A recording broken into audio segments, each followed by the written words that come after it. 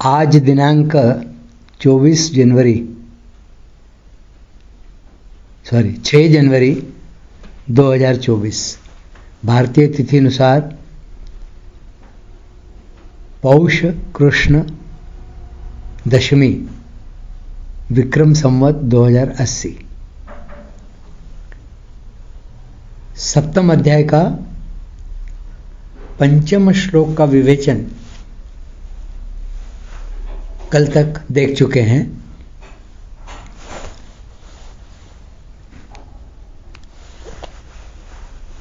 भगवान कहते हैं कर्मयोग, ज्ञान योग और भक्ति योग, इन तीनों में से किसी एक का भी ठीक अनुष्ठान करने पर जड़ता से सर्वथा संबंध विच्छेद होकर परमात्म तत्व की प्राप्ति हो जाती है। इस श्लोक में भगवान ने कहा कि परा प्रकृति ने अपरा प्रकृति को धारण कर रखा है। उसी का स्पष्टीकरण करने के लिए अब आगे का श्लोक भगवान कहते हैं। छठवां श्लोक, षष्ठम। एतद्योनीनि भूतानि सर्वाणीत्युपधारय अहं कृत्स्नस्य जगतः प्रभवः प्रलयस्तथा। अपरा और परा, इन दोनों प्रकृतियों के संयोग से ही संपूर्ण प्राणी उत्पन्न होते हैं, ऐसा तुम समझो। मैं संपूर्ण जगत का प्रभव तथा प्रलय हूँ, ऐसा भगवान अर्जुन को बताते हैं। एतद्योनीनि भूतानि, जितने भी देवता, मनुष्य, पशु, पक्षी आदि जंगम और वृक्ष, लता, घास आदि स्थावर प्राणी हैं, वे सबके सब मेरी अपरा और परा प्रकृति के संबंध से ही उत्पन्न होते हैं। 13वें अध्याय के 26वें श्लोक में भी भगवान ने क्षेत्र और क्षेत्रज्ञ के संबंध से संपूर्ण स्थावर व जंगम प्राणियों की उत्पत्ति बताई है। यही बात सामान्य रीति से 14वें अध्याय के 4थे श्लोक में भी बताई है कि स्थावर जंगम योनियों में उत्पन्न होने वाले जितने शरीर हैं वे सब प्रकृति के हैं, और उन शरीरों में जो बीज अर्थात जीवात्मा है वह मेरा अंश है। उसी बीज अर्थात जीवात्मा को भगवान ने परा प्रकृति और अपना अंश कहा है। सर्वाणीत्युपधारय, स्वर्गलोक, मृत्युलोक, पाताल लोक आदि संपूर्ण लोकों के जितने भी स्थावर व जंगम प्राणी हैं वे सब के सब अपरा और परा प्रकृति के संयोग से ही उत्पन्न होते हैं। तात्पर्य है कि परा प्रकृति ने अपरा को अपना मान लिया है। एतद्योनीनि भूतानि पदों का अर्थ है एते अपरा परे योनि कारणे एषाम तानि, अर्थात अपरा और परा ये दो प्रकृतियां जिनकी कारण है ऐसे संपूर्ण प्राणी। और परा प्रकृति ने अपरा को अपना मान लिया है। इसमें एक विचित्र बात है कि संबंध केवल क्षेत्रज्ञ ने माना है, क्षेत्र ने नहीं। यदि यह अपना संबंध न माने तो इसका पुनर्जन्म हो ही नहीं सकता, क्योंकि पुनर्जन्म का कारण गुणों का संग ही है। कारणम गुण संगोस्य सदसद्योनिजन्मसु, भगवद गीता के 13वें अध्याय अर्थात क्षेत्रज्ञ योग में यह बात आई है।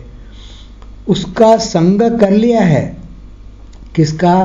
परा प्रकृति ने अपरा को अपना मान लिया है उसका संग कर लिया है, इसी से सब प्राणी पैदा होते हैं। इसको तुम धारण करो अर्थात ठीक तरह से समझ लो अथवा मान लो, ऐसा भगवान अर्जुन को कहते हैं। अहम कृष्णस्य जगतः प्रभवः प्रलयस्तथा, मात्र वस्तुओं को सत्ता स्फूर्ति परमात्मा से ही मिलती है। इसलिए भगवान कहते हैं कि मैं संपूर्ण जगत का प्रभव अर्थात उत्पन्न करने वाला और प्रलय लीन करने वाला हूँ। प्रभवः का तात्पर्य है कि मैं ही इस जगत का निमित्त कारण हूँ, क्योंकि संपूर्ण सृष्टि मेरे संकल्प से पैदा हुई है। सदैक्षत बहुश्याम प्रजायेति, ऐसा छांदोग्य उपनिषद में आया है। जीवों के द्वारा किए हुए अनादि काल के कर्म जीवों के प्रलय काल में लीन होने पर सब परिपक्व होते हैं, अर्थात फल देने के लिए उन्मुख होते हैं। तब उससे अर्थात प्रलय का समय समाप्त होने पर सर्ग के आदि में भगवान का संकल्प होता है और उसी संकल्प से शरीरों की उत्पत्ति होती है। जीवों के द्वारा किए हुए अनादि काल के कर्म जीवों के प्रलय काल में लीन होने पर जब परिपक्व होते हैं अर्थात फल देने के लिए उन्मुख होते हैं, तब उससे प्रलय का समय समाप्त होने पर सर्ग के आदि में भगवान का संकल्प होता है और उसी संकल्प से शरीरों की उत्पत्ति होती है। प्रभव का तात्पर्य है कि मैं ही इस जगत का निमित्त कारण हूँ, क्योंकि संपूर्ण सृष्टि मेरे संकल्प से पैदा हुई है। सदैक्षत बहुश्याम प्रजायेति, जैसे घड़ा बनाने में कुम्हार और सोने के आभूषण बनाने में सुनार ही निमित्त कारण है, ऐसे ही संसार मात्र की उत्पत्ति में भगवान ही निमित्त कारण हैं।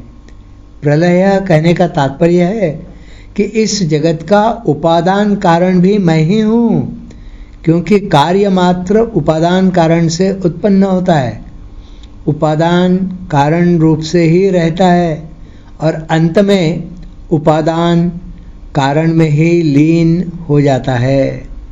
जैसा घड़ा बनाने में मिट्टी उपादान कारण है, ऐसे ही सृष्टि की रचना करने में भगवान ही उपादान कारण हैं। जैसे घड़ा मिट्टी से ही पैदा होता है, मिट्टी रूप ही रहता है और अंत में टूट करके घिसते घिसते मिट्टी ही बन जाता है।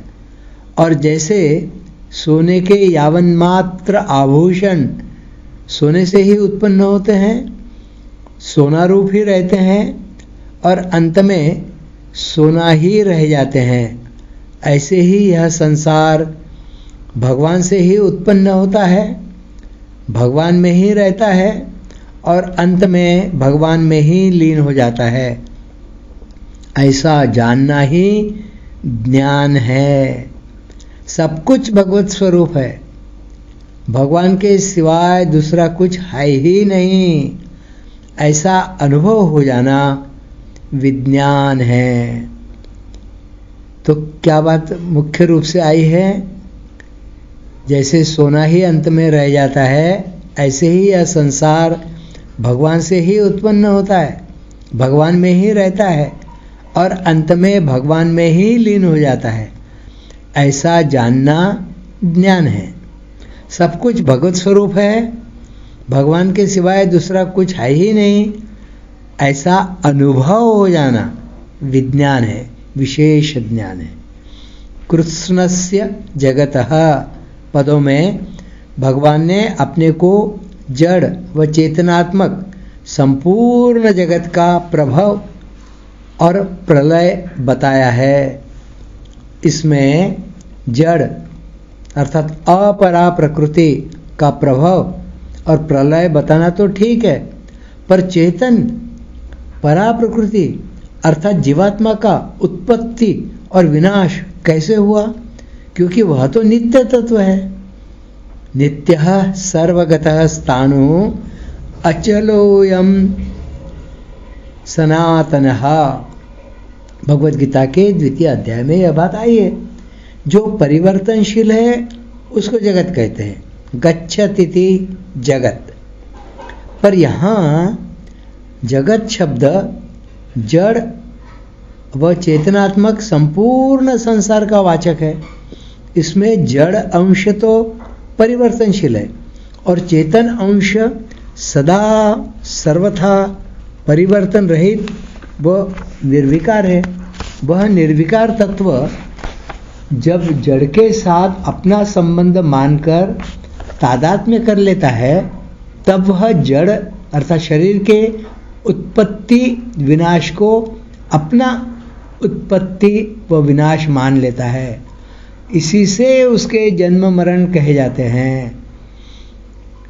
इसलिए भगवान ने अपने को संपूर्ण जगत अर्थात अपरा और परा प्रकृति का प्रभाव तथा प्रलय बताया है। अगर यहाँ जगत शब्द से केवल नाशवान, परिवर्तनशील और विकारी संसार को ही लिया जाए, चेतन को नहीं लिया जाए, तो बड़ी बाधा लगेगी। भगवान ने कृत्स्नस्य जगतः पदों से अपने को संपूर्ण जगत का कारण बताया है। अपरा प्रकृति और भगवान में तो कार्य कारण का संबंध है, क्योंकि अपरा प्रकृति भगवान का कार्य है, परंतु परा प्रकृति और भगवान में कार्य कारण का संबंध नहीं है, क्योंकि परा प्रकृति अर्थात जीव भगवान का अंश है, कार्य नहीं।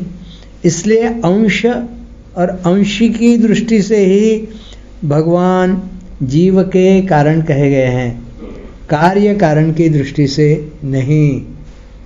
अतः संपूर्ण जगत के अंतर्गत स्थावर, जंगम, जड़ व चेतन सभी लिए जाएंगे।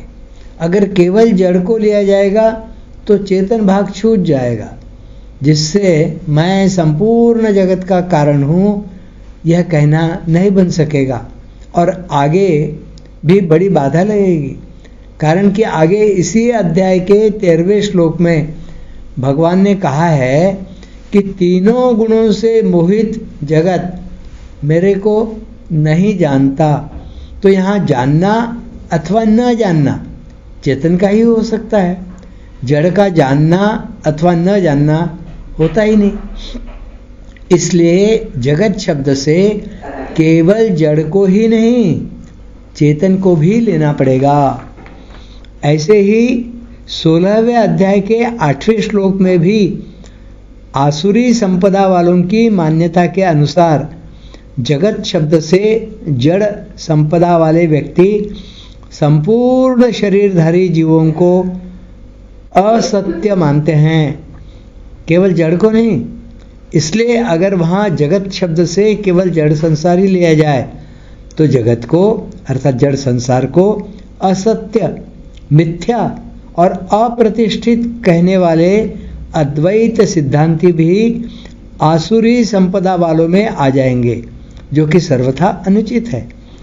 ऐसे ही 8वें अध्याय के 26वें श्लोक में आए शुक्ल कृष्णे गति हेते जगतः पदों में जगत शब्द केवल जड़ का ही वाचक माने तो जड़ की शुक्ल और कृष्ण गति का क्या तात्पर्य होगा? गति तो चेतन की ही होती है।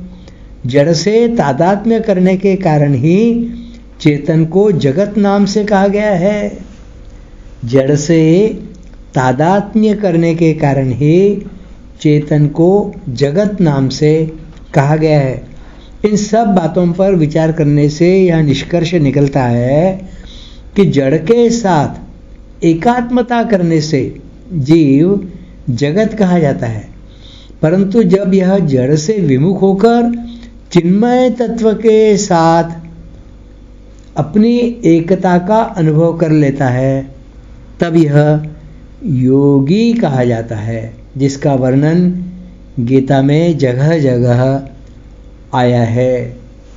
इस श्लोक का अगले श्लोक से क्या संबंध है?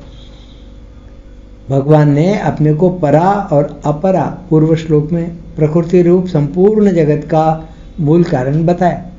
अब भगवान के सिवाय भी जगत का और कोई कारण होगा, इसका आगे के श्लोक में भगवान निषेध करते हैं। मत्तः परतरं नान्यत् किंचिदस्ति धनंजय मयि सर्वमिदं प्रोतं सूत्रे मणिगणा इव। हे धनंजय, मेरे से बढ़कर इस जगत का दूसरा कोई किंचित मात्र भी कारण नहीं है। जैसे सूत की मणियाँ सूत के धागे में पिरोई हुई होती है, ऐसे ही संपूर्ण जगत मेरे में ही ओतप्रोत है।